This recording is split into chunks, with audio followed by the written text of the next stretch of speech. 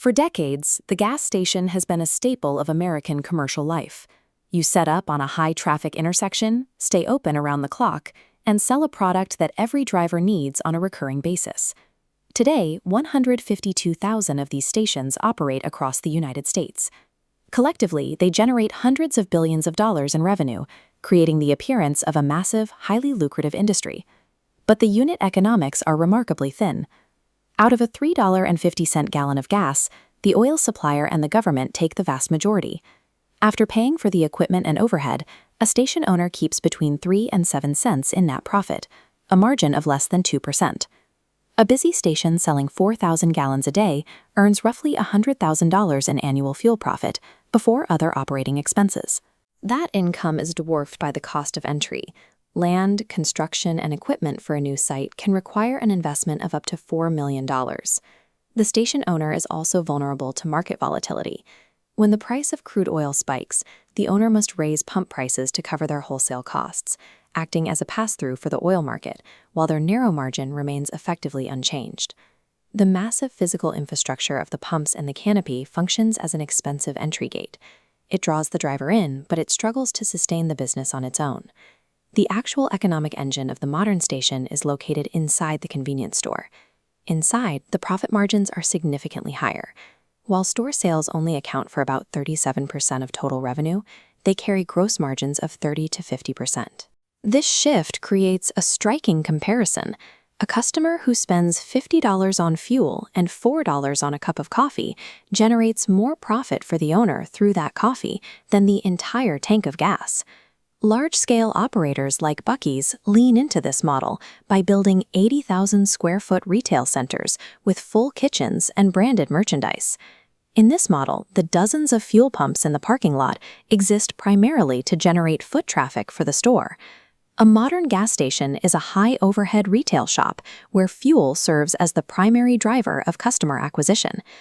But the most significant financial risk associated with owning the property is actually located directly beneath the pavement. Every gallon of fuel passes through an underground storage tank. Installing these double-walled fiberglass units, along with the necessary piping and environmental permits, costs an operator up to $250,000. Tanks over 25 years old develop hairline fractures. The EPA estimates half of U.S. gas stations operate past this threshold. When leaking fuel hits groundwater, an average $154,000 cleanup rapidly exceeds $1 million in remediation costs. Under federal law, the current owner of the property is liable for these costs, regardless of when the leak started.